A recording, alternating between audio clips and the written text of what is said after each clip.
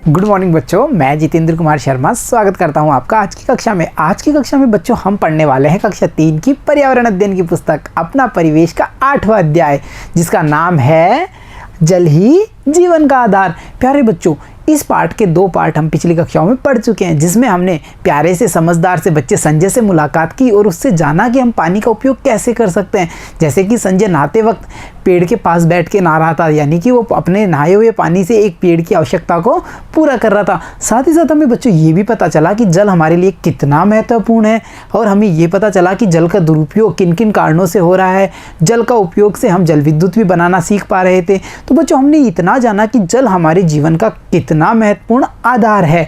तो आज के इस अध्याय में बच्चों हम शुरू करने जा रहे हैं जल संग्रहण के बारे में। प्यारे बच्चों, जब हमें ये पता है कि जल हमारे लिए इतना आवश्यक है, जल के बिना हमारा जीवन संभव नहीं है, तो क्यों ना इस जल के संग्रहण को हमें समझा जाए, यानी कि हम ये समझ पाएँ कि जल के संग्रहण को करके हम कैसे पानी का उपयोग कर सकते हैं, बारिश के पानी को हम कैसे संग्रहित कर सकते हैं। हमें ये भी पता चले कि बचे हुए पानी को हम बार बार कैसे उपयोग कर सकते हैं, और वर्षा जल के संग्रहण करने के क्या क्या तरीके हैं। इन सभी प्रश्नों को जानने के लिए शुरू करते हैं आज का अध्याय। तो देखो प्यारे बच्चों, जल हमारे दैनिक कार्य जैसे नहाना, धोना, पीना व खाना बनाने में काम तो आता ही है। इसके अलावा भोजन को चबाने में और शरीर के जो उत्सर्जित पदार्थ हैं उनको बाहर निकालने में भी जल का उपयोग होता है, यानी जल हमारी मदद करता है। तो देखा ना आपने, दैनिक कार्यों के अलावा भी जल हमारी शारीरिक क्रियाओं में भी साथ दे रहा है, यानी कि हम ये समझ पा रहे हैं कि चाहे पसीने के रूप में हो, चाहे मल मूत्र के रूप में हो,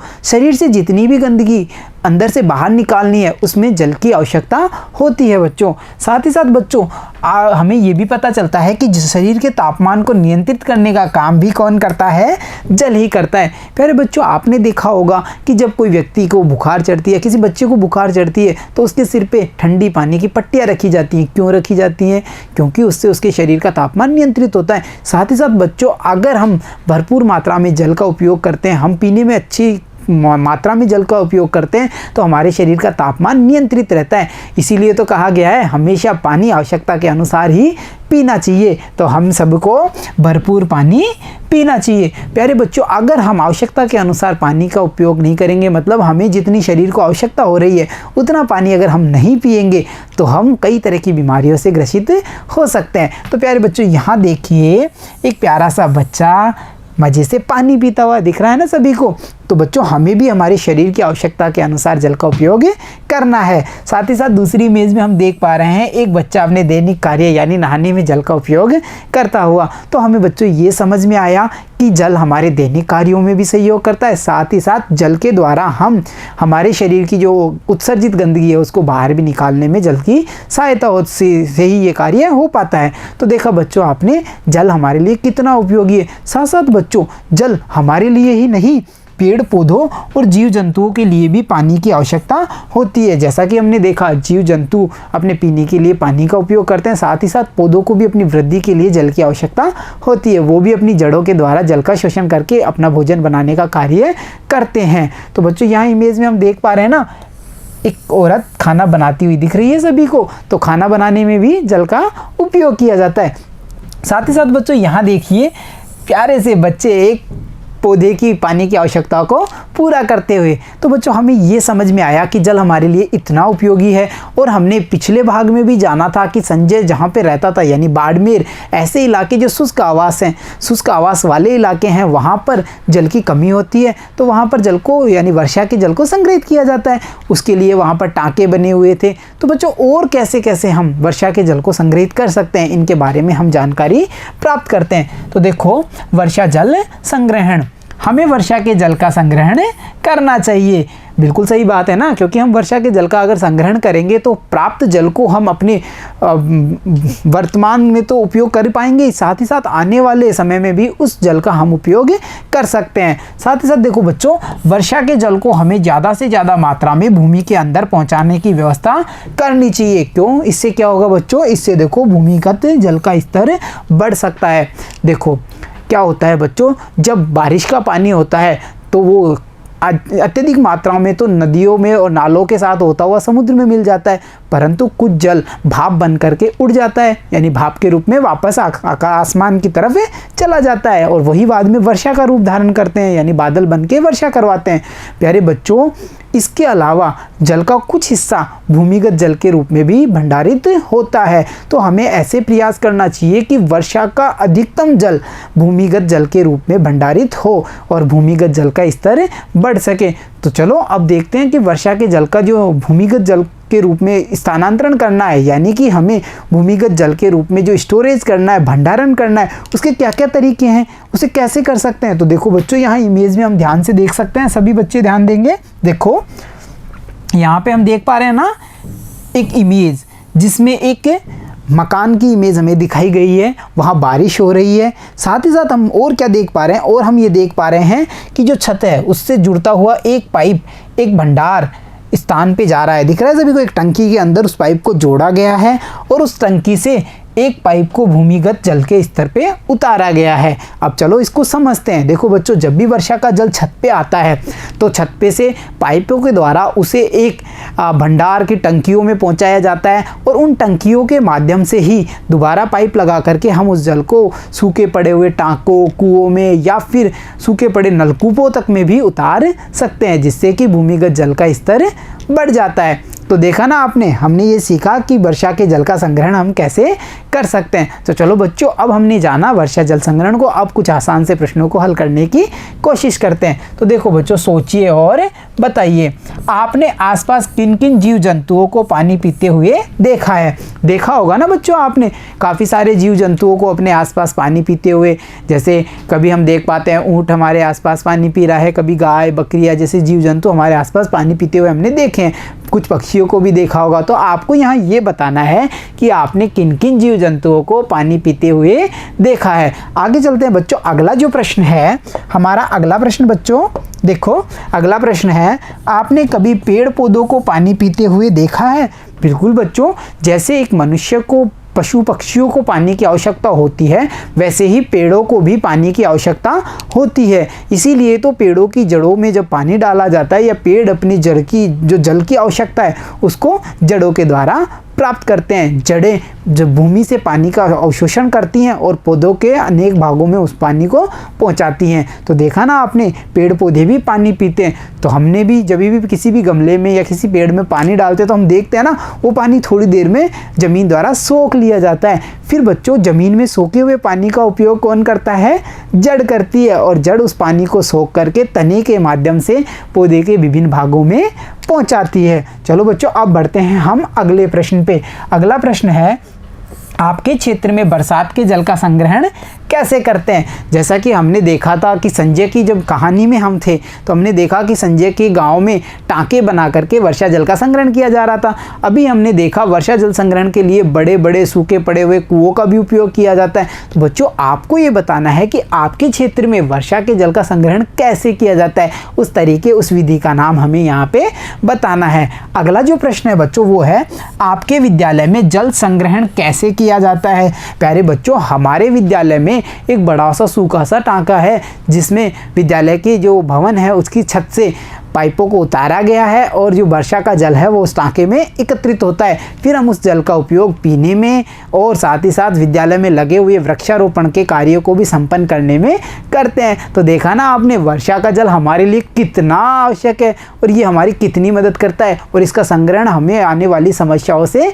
बचा सकता है। तो प्यारे बच्चों, हमने देखा कि वर्षा का जल को संग्रहण कैसे करना है और वर्षा के जल का उपयोग जहाँ पेड़ पौधे जीव जंतु भी कर रहे हैं। तो चलो अब जानते हैं कि वर्षा के जल का या जल के उपयोग कौन कौन से हैं, कि जल का और उपयोग हम कहाँ कहाँ करते हैं। तो देखो बच्चों, जल के उपयोग, सबसे पहली इमेज हम ध्यान से देख पा रहे हैं, उसमें हम देख रहे हैं एक प्यारी सी गाय पानी पीती हुई, यानी हमें समझ में आता है कि जो पशु पक्षी हैं वो भी जल का उपयोग अपने पीने के काम में करते हैं। दूसरी इमेज में हम देख पा रहे हैं एक व्यक्ति शौचालय का उपयोग कर रहा है और उसके हाथ में एक पानी की बाल्टी है, यानी शौचालय जैसे दैनिक कार्यों में भी हमें जल की आवश्यकता पड़ती है। आगे हम देख रहे हैं एक कुम्हार जो कि मिट्टी के बर्तन बनाता है। अच्छा बच्चों, ये जो गोल गोल सा चक्कर सा दिख रहा है इसे चाक कहा जाता है, और इस चाक की मदद से ही कुम्हार अपने मिट्टी को बर्तनों का आकार दे पाता है। तो बच्चों, जो कुम्हार है वो मिट्टी के बर्तन बना रहा है और उसे भी जल की आवश्यकता होती है, क्योंकि मिट्टी को गीला करना होता है, सूखी मिट्टी से थोड़ी बर्तन बनते हैं। यानी बच्चों, हम ये समझ पा रहे हैं कि उद्योगों में भी जल का उपयोग किया जाता है।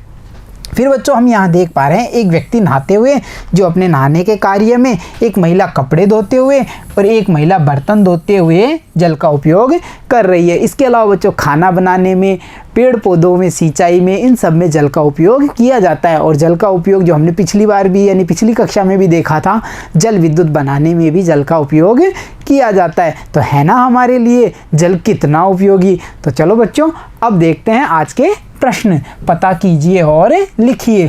पेड़ पौधे पानी की आवश्यकता को कैसा पूरा कर लेते हैं। तो बच्चों, जैसे मैंने आपको बताया कि पेड़ों की जो जड़ें होती हैं वो भूमि में उपस्थित जल का शोषण करती हैं और पेड़ पौधों की जो जल की आवश्यकता है उसको पूरा कर देती हैं। साथ ही साथ बच्चों, जो छोटे पादप या फसलें होती हैं उनको कई बार सिंचाई की भी आवश्यकता पड़ती है। तो हमें समझ में आया ना, पेड़ पौधे या तो भूमिगत जल का उपयोग करते हैं, बारिश के पानी का उपयोग करते हैं, या फिर सिंचाई के द्वारा प्राप्त पानी से अपनी जल की आवश्यकता को पूरा करते हैं। अब बढ़ते हैं बच्चों हम अगले प्रश्न पे। अगला प्रश्न है, जल हमारे किन किन कार्यों में उपयोग में आता है। तो मुझे नहीं लगता ये हमारे लिए काफ़ी कठिन प्रश्न होगा, नहीं है ना, क्योंकि हम सीख चुके हैं कि जल का उपयोग हम कहाँ कहाँ करते हैं। दैनिक कार्यों में करते हैं, इसके अलावा औद्योगिक क्षेत्रों में भी जल का उपयोग किया जाता है। तो आपको ये बताना है कि वो कौन कौन से कार्य हैं जिनमें आप जल का उपयोग करते हैं, और सभी बच्चे इस प्रश्न का मुझे लगता है आसानी से उत्तर दे सकते हैं। तो चलो बच्चों, अब बढ़ते हैं हम अगले टॉपिक पे, और वो है आपके सामने सबको दिख रहा है एक बड़ा सा लंबे लंबे पैरों वाला, लंबी लंबी गर्दन वाला ऊंट। प्यारे बच्चों, ऊंट हमें दिखाई दे रहा है। इसके आसपास हम देख पा रहे हैं कितना सूखा क्षेत्र है, जहां हमें चारों तरफ कोई पेड़ नहीं दिख रहा, इतनी पीली पीली सूखी सूखी मिट्टी दिख रही है। तो बच्चों, क्या ऊंट ऐसे क्षेत्र में रह पाता है, या ऐसा क्या कारण है कि ऊंट ऐसे क्षेत्रों में रह पाता है। तो चलो देखते हैं ऊंट के जो अनुकूलन हैं शुष्क आवास में रहने वाले, वो क्या क्या हैं और इसमें कौन कौन सी विशेषताएं। तो देखो बच्चों, रेगिस्तान का जहाज। अच्छा बच्चों, आपने देखा रेगिस्तान का जहाज, यानी ऊंट को रेगिस्तान का जहाज क्यों कहते हैं बच्चों? जहाज तो पानी में चलता है ना, फिर ऊंट को रेगिस्तान का जहाज क्यों? तो देखो बच्चों, ऊंट रेत का जो समुद्र है यानी कि रेगिस्तान है, उसको रेत का समुद्र कहेंगे ना, रेत के समुद्र यानी रेगिस्तान में बड़ी आसानी से चलता है, जैसे कि पानी में पानी वाला जहाज आसानी से चलता है, इसीलिए ऊंट को रेगिस्तान का जहाज कहा जाता है।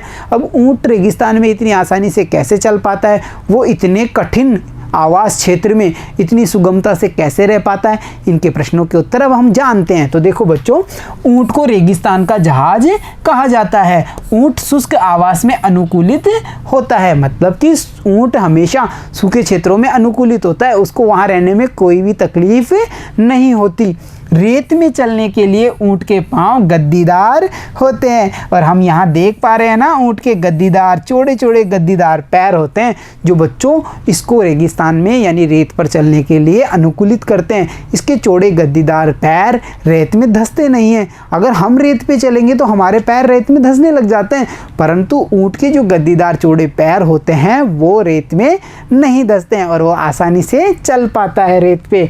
आगे देखिए बच्चों, ऊंट को एक बार में पर्याप्त मात्रा में पानी पीने के बाद बहुत दिनों तक पानी की आवश्यकता नहीं होती। यही तो कारण है, तभी तो वो शुष्क क्षेत्र में रह पाता है। अगर ऊंट को रोज पानी की आवश्यकता होगी ज़्यादा मात्रा में, तो वो फिर उस क्षेत्र में कैसे रह पाएगा जहाँ पानी नहीं है, क्योंकि शुष्क आवास कौन सा होता है, जहाँ पे पानी की कमी होती है।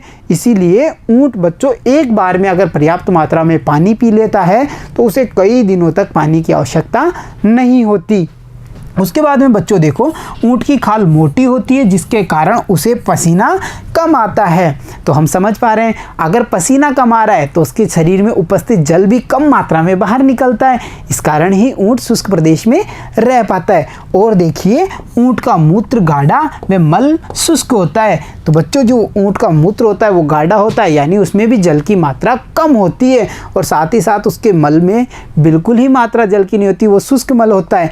इसके कारण कारण ही उसके शरीर में पानी कम खर्च होता है। तो हम समझ पाए ना ऊंट शुष्क प्रदेश में क्यों रह पा रहा है, क्योंकि बच्चों देखो उसके पांव गद्दीदार हैं, वो रेत पे आसानी से चल पाता है। दूसरी समस्या जो शुष्क प्रदेशों में आती है वो है पानी की।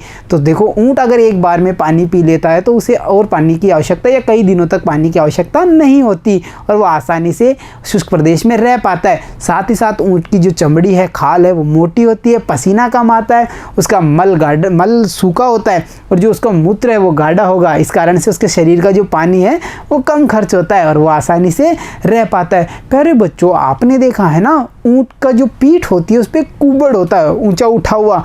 देखा है कुबड़? देखे दोबारा? तो देखो बच्चों, ये वाला एरिया दिख रहा है सभी को, ये जो लाल घेरे में दिख रहा है ना सभी को, ये बच्चों कुबड़ होता है। अब इस कुबड़ की क्या खासियत है, ये कुबड़ ऊंट पे क्यों पाया जाता है, क्या कारण है, उसको भी जानते हैं। क्या ये कुबड़ भी ऊंट को रेगिस्तान में रहने में मदद करता है क्या बच्चों? तो देखो बच्चों, ऊंट के कुबड़ में वसा जमा होती है जो कि आवश्यकता पड़ने पर पानी में बदल जाती है।